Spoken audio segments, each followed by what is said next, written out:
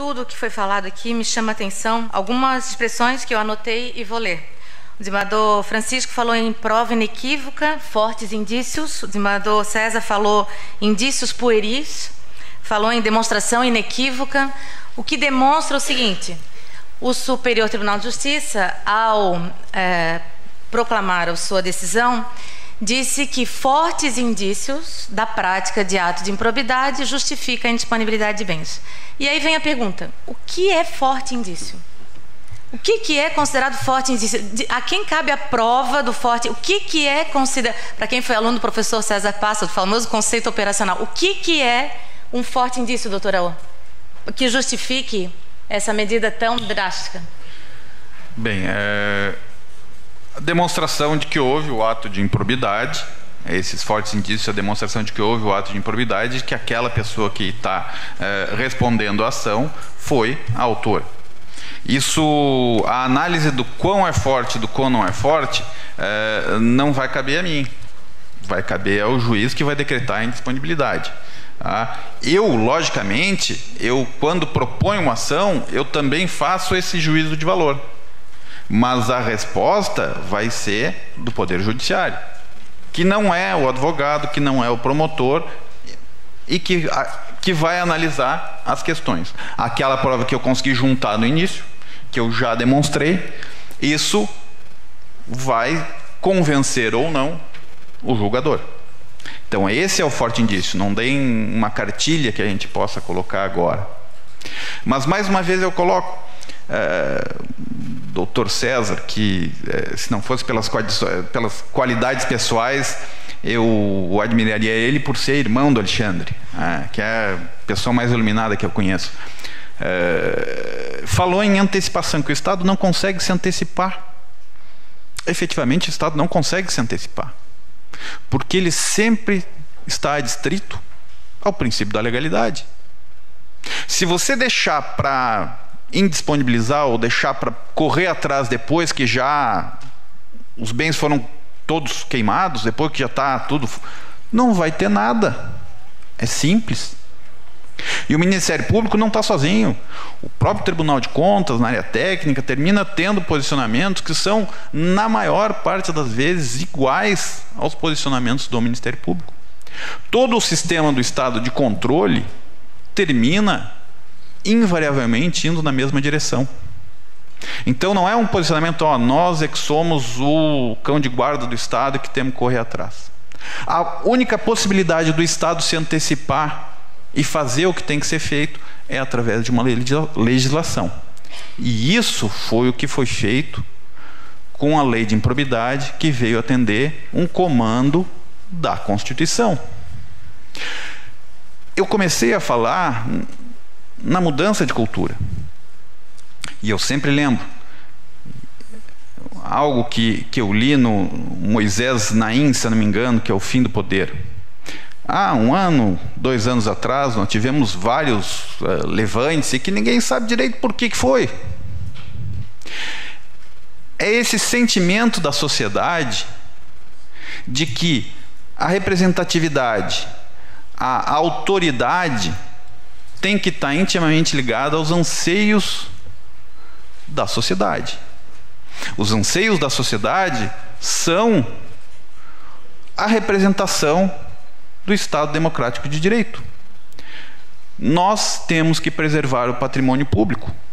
Temos a legislação, tem o estabelecimento dessa tutela de evidência, em que há a demonstração de um ato de improbidade, a demonstração da autoria, o reconhecimento por parte do Poder Judiciário de que há fortes indícios de que isso venha a acontecer. Não basta simplesmente dizer: pega os bens dele, depois eu te conto. Não funciona assim. Há toda uma ação do Estado regrada, organizada pelo Ministério Público, pelos setores técnicos do Estado de controle, para chegar nesse ponto. A análise do Poder Judiciário, e aí então nós estaremos falando de indisponibilidade. Não é alguma coisa que sai do nada. Então, por isso é que eu sempre coloco: fortes indícios são aqueles que demonstrem, logicamente que não numa análise profunda, mas numa análise feita no início da ação, que demonstrem que há atos de improbidade administrativa que demandem ressarcimento e que a autoria está demonstrada. O Estado, então, tem a legislação e o poder democraticamente concedido pela Constituição para realizar a garantia do seu ressarcimento. Esperar que aqueles comecem a se desfazer do patrimônio para daí então tomar alguma medida, que aí vai enfrentar terceiro de boa-fé, que vai enfrentar o sumiço de capitais, que vai enfrentar outras situações, é deixar de garantir o ressarcimento do Estado. Obrigada, doutorão. Desembargador Francisco, qual é a sua opinião a esse respeito, tendo em vista que a decisão paradigma, ela diz que não importa a intenção do agente.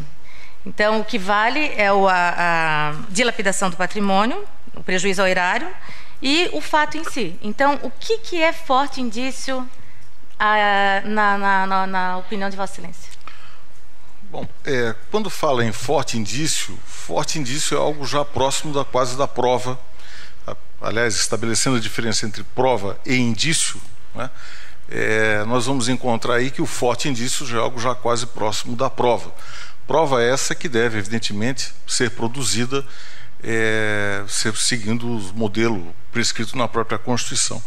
Claro que nessa modalidade de demanda, por vezes, é difícil, né, localizar efetivamente, encontrar a demonstração clara do mal feito, para usar de novo a expressão da chefe do Executivo Federal. Mas o fato é que o meu posicionamento não é um posicionamento, quero deixar claro aqui também, contra a indisponibilidade de bens. Eu não sou contra a indisponibilidade de bens. Eu acho que é uma medida que se justifica, sim, em algumas situações. A questão é que o meu entendimento é de que, como primeira medida, primeira e absoluta medida, é que eu vejo com inúmera dificuldade. Também é importante recordar, quando eu digo que existem outros elementos que podem contribuir, ora, todos nós, claro, que há a possibilidade sim de envolver terceiro de boa-fé, mas esse terceiro de boa-fé vai deixar de poder alegar que é de boa-fé quando houver inscrição imobiliária de que há efetivamente uma demanda tramitando, perfeito, onde pode haver a cobrança de tantos milhões de reais por força daquilo ali. Então, existem outros. Claro que eu compreendo a dificuldade, até porque faço parte do Estado. É bom lembrar isso. Ninguém aqui é contra o Estado. Mas o fato é que existem sim dificuldades operacionais, dificuldades administrativas, todos nós sabemos. Nós estamos aqui no Tribunal de Contas do Estado, Tribunal de Contas que vive essa realidade no dia a dia. Justamente essa realidade de buscar o desvio de dinheiro, buscar a má aplicação dos recursos e fazer com que o interesse público seja privilegiado. Mas isso dentro de todo um regramento e todo um sistema.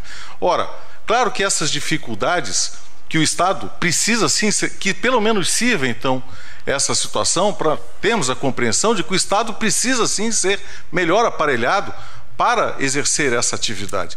O que não pode acontecer, na minha visão, é isso à custa do sacrifício de alguém que, como o dia desses eu tinha uma situação lá, onde estava tramitando há 11 anos, porque uma carrada de areia no terreno de não sei quem, né, num período de enchente, e aquilo ali resultou no quê? Numa indisponibilidade de anos. Indisponibilidade de bens que não iam cobrir. Aliás, a avaliação já apontava que aquela carrada de areia custaria R$200. Então é nesse ponto que chega a situação. Claro que esse não é um bom exemplo, porque esse é o absurdo, que certamente todos aqui concordam, não, também não é para isso.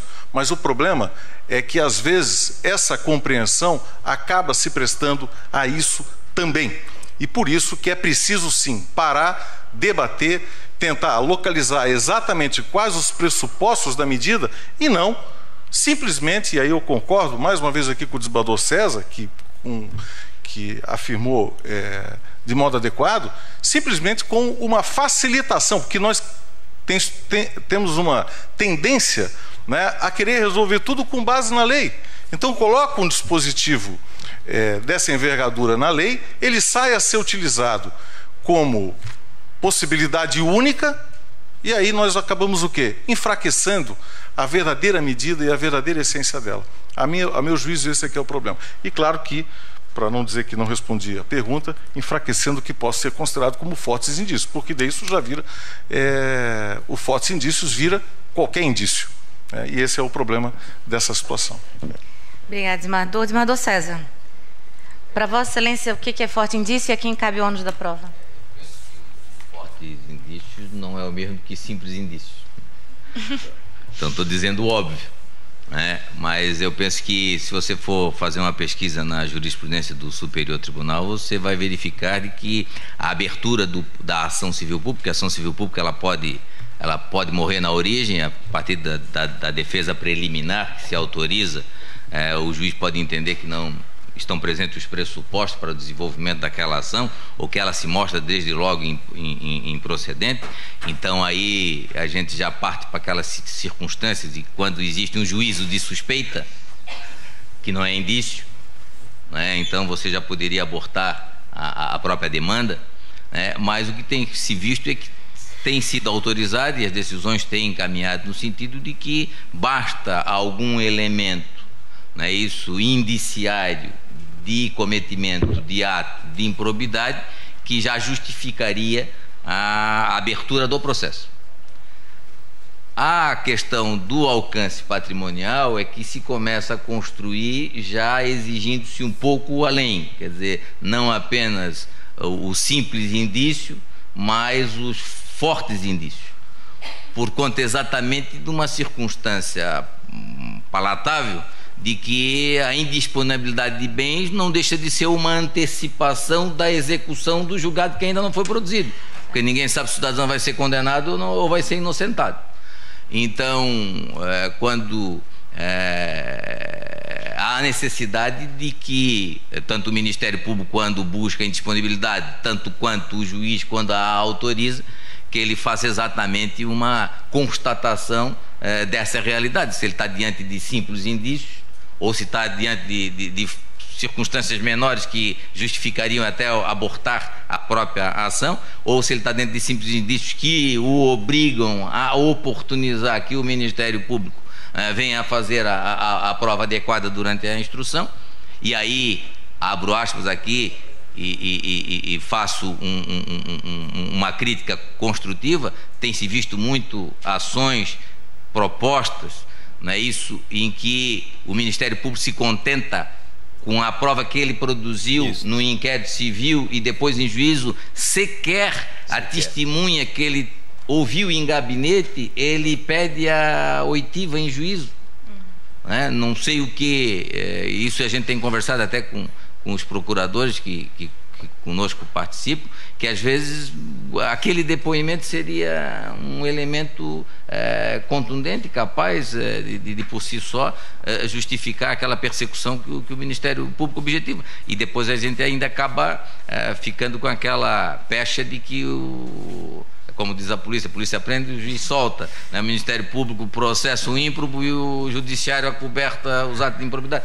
Não é bem assim. Acho que precisamos construir juntos, né? Porque nem ao Ministério Público, nem à advocacia como instituição, né?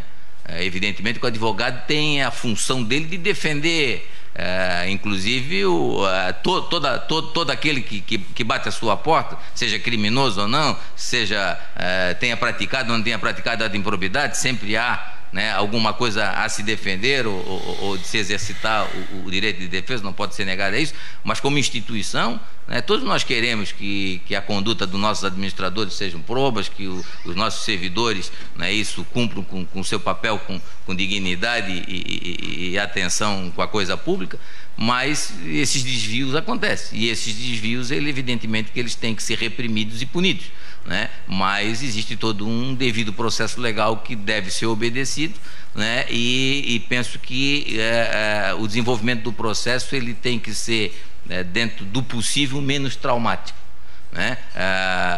O direito constitucional de processar não pode ser um direito ilimitado, né? E nem se pode pretender ou se aceitar, né, que se antecipe condenações e que depois elas até não se venham a realizar. Então, eu acho que é uma preocupação muito grande de nós todos, né? E penso que os fortes indícios nós teríamos que separar dos simples indícios para efeito da indisponibilidade, porque é quase que uma antecipação de condenação que, sabe lá, vai acontecer, nesse sentido.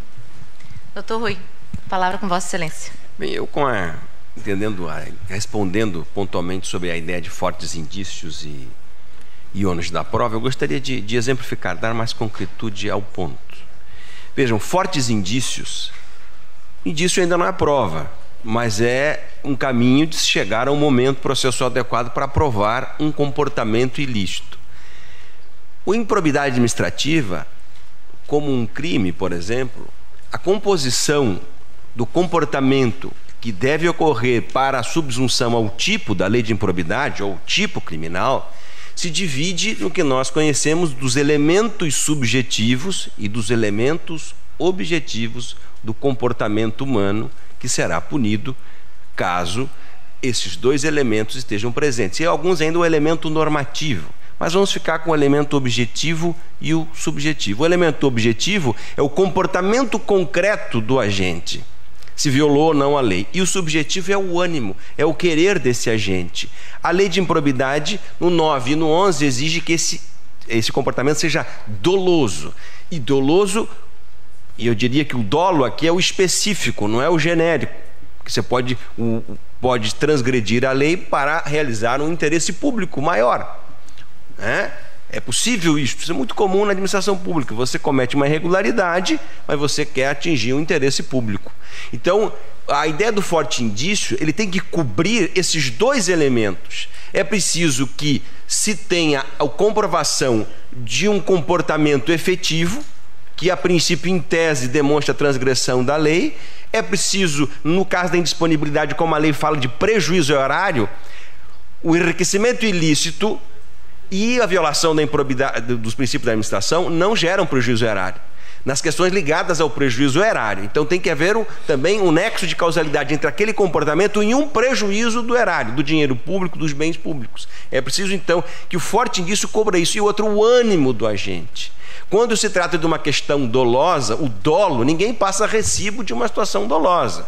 Geralmente eu preciso ouvir as pessoas, entender, consultar. No caso de um prefeito, os prefeitos são os mais processados de ação de improbidade em todo o país, muito aqui em Santa Catarina, e não é porque ser prefeito é ser mais ou menos desonesto, é o alvo da vez, numa república. O cargo mais difícil de ser exercido nessa república é de prefeito.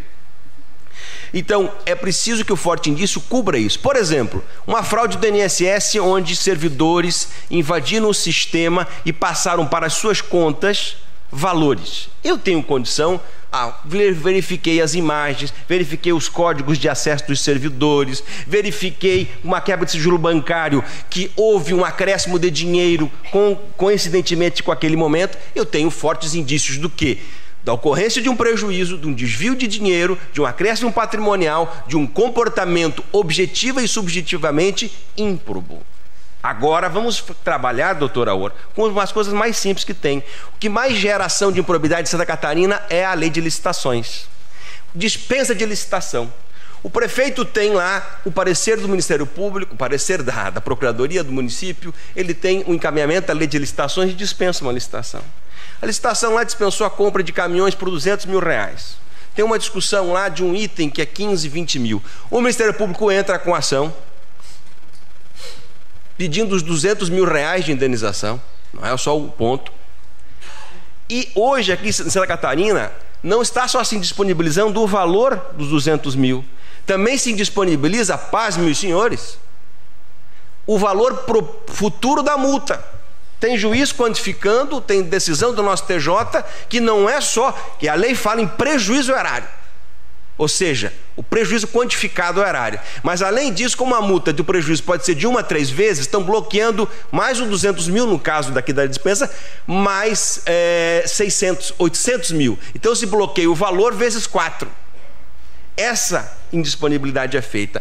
Ora, Há uma dispensa ou não de licitação, poderia ser o que nós já chamaríamos de um crime hermenêutico, né? Os crimes de hermenêutico. O prefeito entendeu, foi levado a crer que era uma hipótese de dispensa. O Ministério Público discorda daquela interpretação da lei e entra com ação de improbidade. Ora, que indício eu tenho? Eu tenho um único indício, é a palavra do Ministério Público. E em boa parte dos casos é a gravidade do discurso da inicial do Ministério Público. Porque se eu não tenho alguém dizendo, não tenho um depoimento dizendo que aquela dispensa foi feita para beneficiar fulano de tal, que aquela dispensa foi desnecessária, se eu não tenho isto, se eu não tenho elementos dessa natureza, eu não tenho como pedir indisponibilidade.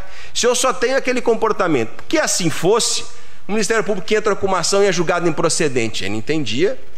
Um juiz que tem a sua sentença revogada por um tribunal, que aplicou a lei, o tribunal diz, não, aqui a lei não foi bem aplicada. Eu não vejo uma diferença de uma ação aforada pelo Ministério Público que foi julgada improcedente, de uma sentença que foi revogada por um tribunal e de um prefeito que dispensou uma licitação, da natureza, da irregularidade de ambas, que é um crime, digamos, de hermenêutica. Então, que indício eu tenho? Então, essa variedade é preciso nós termos com ser. E o Ministério Público muitas vezes defende que o dolo é o genérico, ou seja, não quis transgredir a lei, já se contenta com isso. Não vai ao ponto do interesse público, não vai ao ponto da improbidade. E outro ponto é assim: quanto ao ônus da prova, é uma ação civil pública. Infelizmente, taxam de ação civil, mas aqui não pode haver inversão do ônus da prova, como há nas ações consumeristas e ambientais. O ônus é da acusação, é do Ministério Público de investigar e investigar bem. E para finalizar o meu ponto, doutor Aura, no passado víamos muito, que estamos há 20 anos, vimos o cuidado que tinha o Ministério Público de Santa Catarina em investigar bem. E eu não sei, acho que nós não estamos mais na mesma toada, na boa toada antiga. Não vejo com tanto cuidado essas questões. Eu tenho visto em ações que eu estou a defender, e não são poucas, um pouco cuidado do Ministério Público, né, de alguns agentes em si, com isto, de pedir informações, e informações que não são muito profundas, e aí deixam para a ação a resolução das dúvidas ou das questões que poderiam ser resolvidas em uma fase pré-judicial, né? Então, assim, vejo que essa questão dos fortes indícios é preciso entender bem a partir de uma teoria da caracterização da improbidade e o fato probando que no curso da ação deverá ser provado. Em muitas ações, e também o fato, para eu finalizar, que eu vejo que nós estamos banalizando a decretação de indisponibilidade de bens por decisões judiciais que concedem elas muito facilmente, com pouca fundamentação, e o Ministério Público também tem pedido demais, em excesso isto, especialmente no nosso estado de Santa Catarina. É o ponto que eu deixo a crítica e a observação. Obrigada, doutor Rui. Rigorosamente no horário, doutora Josiane. Eu não posso me furtar de fazer algumas observações. Sei que pela minha, doutor Joel, Vossa Excelência me perdoe, mas advogado não tem como, a gente precisa dar uns pitacos. E me parece, em conclusão, que nós estamos diante de uma lei restritiva de direitos e que restringe direitos baseado em princípios. O bem maior protegido é a moralidade. E de tudo que foi falado aqui, me parece que essa aferição vai ter que ser feita caso a caso. Não se pode generalizar e dizer que fortes indícios e num recurso repetitivo, isso acaba atrelando os tribunais à decisão do STJ, esse é o maior perigo, a famosa mordaça. Que não se faça a verificação caso a caso. É claro que há agente ímprobo, é claro que há aqueles, mas a grande maioria, doutor Raul, de prefeitos e de agentes públicos são pessoas de bem, são pessoas que querem acertar. Eu digo a Vossa Excelência, dou um depoimento pessoal. Também. Nós temos o IDASC há quantos anos, doutor Rodrigo? 10 anos de IDASC nós temos? E a FECAM é parceira do IDASC desde o início. Demonstra que a Federação dos Municípios de Santa Catarina tem uma preocupação imensa em que os prefeitos eles tenham conhecimento do que estão fazendo. Muitas vezes eles não sabem. Não fazem porque querem se locupletar, não fazem porque querem agredir o erário. Não, fazem porque não sabem. Então, me parece que tão somente esse caráter sancionador pesado do Estado não está correto. Nós precisávamos pensar em iniciativas profiláticas preventivas para dar ao agente público segurança do que ele está fazendo. E aí, doutora Josiane, eu gostaria de enaltecer a iniciativa do Tribunal de Contas, que agora, antes de chegar aqui, ela me mostrou, a doutora Josiane é presidente do Instituto de Contas, do Tribunal de Contas, e eles estão promovendo esse ciclo de estudo de controle público da administração pública municipal em todo o estado de Santa Catarina. Me parece que essa é uma solução muito viável e que todos os órgãos públicos deveriam se aliar ao Tribunal de Contas nesse sentido de prevenção, não só sancionar. Porque o agente público, o prefeito, quantos prefeitos estão aqui? Eles querem acertar. Eles têm problema com a Câmara, eles têm problemas diversos, municípios pequenos, não tem verba, não tem orçamento. A gente não pode prescindir da realidade local de cada um deles. Então, eu vou dar a palavra mais um minutinho para cada um para o encerramento e gostaria... Doutor Juarez saiu. Eu ia dizer que ele tinha chegado, doutor Juarez Freitas, nosso conferencista. Agradecer ao doutor Joel a oportunidade de eu estar aqui, doutora Josiane, sempre exemplar na administração dos trabalhos, doutor Rodrigo, nosso querido eterno presidente do IDASC. Enfim, passo a palavra ao doutor Aô, doutor Rui, doutor Francisco e doutor César para as considerações finais. Debate bom é aquele que, quando termina, a gente quer começar a debater. Tudo que eles disseram aqui, eu tenho resposta para tudo.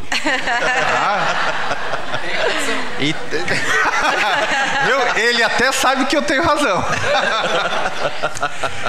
Mas a atuação do Ministério Público não é só sancionadora. Não é só, como o doutor Espínola quer dizer, e esse é o problema dele, que ele fala bem... Ele levou para o lado penal. A improbidade administrativa não é penal, é direito administrativo sancionador, é outra coisa. Mas esse ato de prevenção também tem Ministério Público aqui dentro.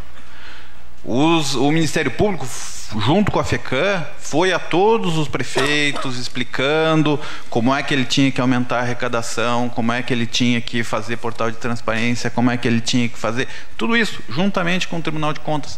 Nós não somos só o malvado, a gente tenta ser bom de vez em quando, mas o debate sempre é importante justamente por causa disso. No momento em que começa a esquentar, a gente podia ter mais um tempinho ainda. Obrigada, doutora. Desembargador César. Cumprimentar todos, né? Mais uma vez, cumprimentar a plateia, né?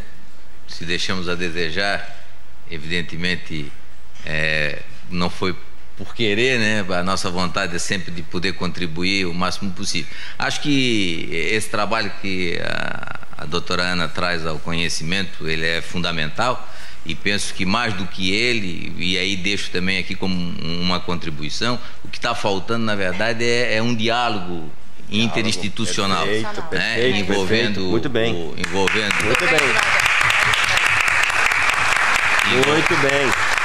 Envolvendo o Ministério Público, a Justiça, Tribunal de Contas, Prefeitura, prefeitos municipais, vereadores. O que está faltando é começar em cada comuna, em cada município, né, esse diálogo. Se evitaria muita coisa. Eu tenho dito, tem ações civis públicas, né, propostas para colocar uma criança na escola, né, e certamente o prefeito não o faz por algum motivo justificável.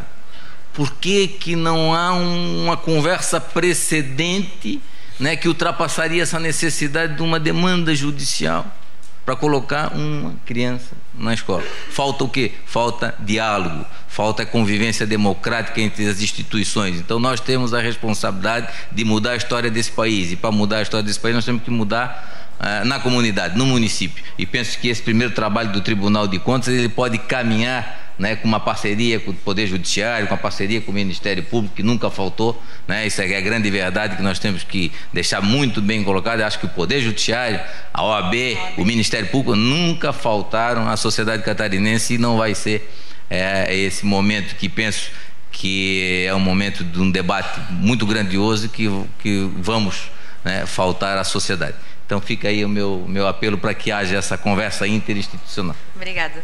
Doutor Rui, considerações finais. Bem, foi um privilégio para mim estar nesse painel, e eu queria dizer o seguinte, que as minhas críticas, as minhas observações, de modo algum, elas são para não reconhecer a grandeza do Ministério Público, e especialmente do Ministério Público de Santa Catarina, e do nosso Poder Judiciário, que é extraordinário, é um Poder Judiciário e Ministério Público exemplares. A gente viaja pelo Brasil todo em trabalhos e conferências e estudos, e vejo que o nosso Judiciário e o nosso Ministério Público é exemplar. A minha preocupação é porque eu trabalho do outro lado, e eu vejo isso, e seria muito fácil eu elogiar sempre a atuação do Ministério Público, porque isso nos dá trabalho, né, doutor Rodrigo? Nos dá bastante trabalho, mas eu não estou vendo como um consumidor do outro lado, como um fornecedor de serviços de defesa, que nós deveríamos sempre aplaudir, então, o Ministério Público, quanto mais ações, mais defesas nossas. Não, é porque eu vejo isso como um cidadão, como um estudioso do direito e como um repúblico.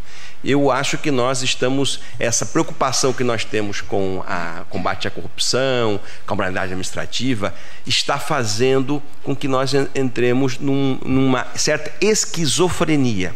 Nós queremos o melhor da política e não mandamos para a política o nosso melhor.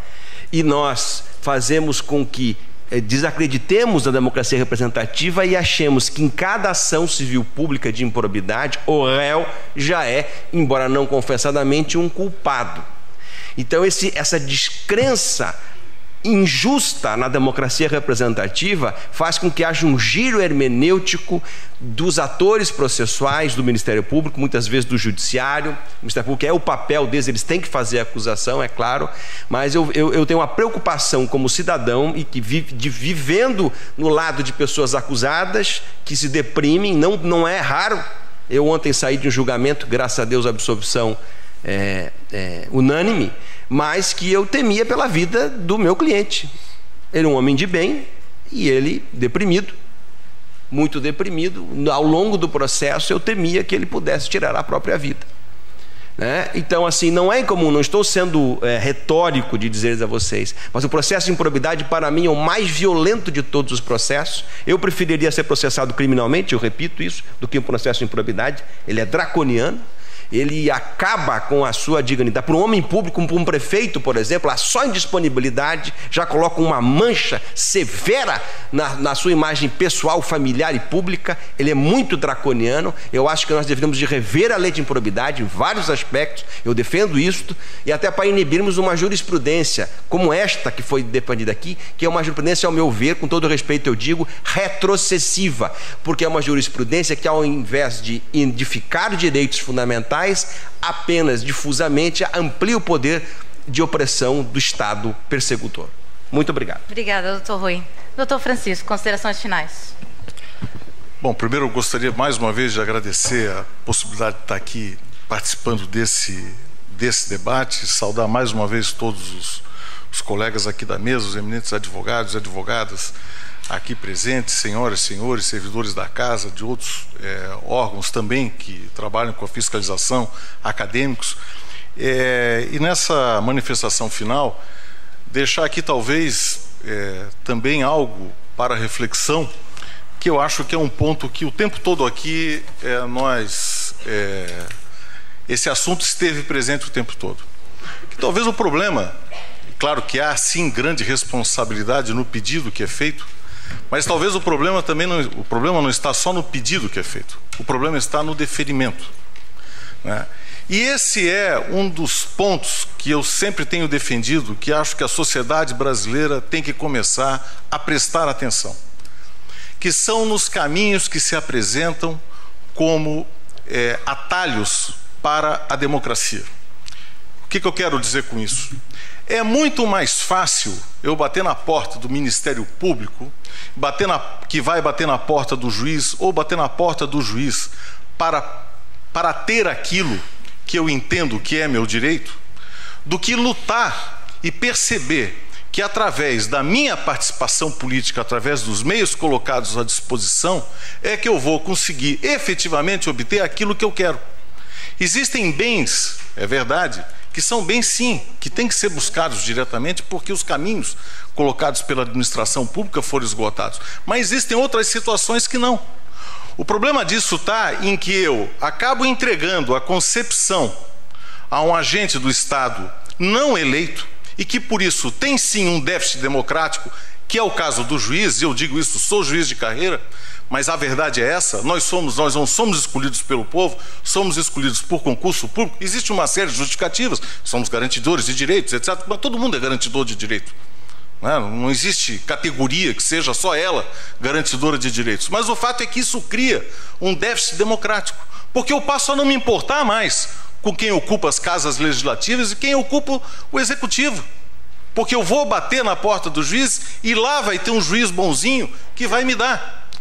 Alguns problemas, dentre eles, primeiro, nem sempre tem o juiz bonzinho, às vezes tem o mauzinho. Às vezes tem o mauzinho. E segundo, eu crio um atalho e quase que irrecuperável. Eu acho que isso está acontecendo. Tem um livro que eu li esse livro 2 vezes. A primeira vez, há 15 anos atrás. Depois eu conversei com o autor e ele me disse, olha, fiz uma nova versão, mudei a minha cabeça. O nome do autor, Eros Roberto Grau, o livro. Por que tenho medo dos juízes? Ele trocou até o título do livro. E isso depois que ele saiu do Supremo Tribunal Federal. Por que tenho medo dos juízes? Eu acho que nós temos que nos debruçar e pensar e pesquisar sobre isso. Muito obrigado a todos. Obrigada a todos.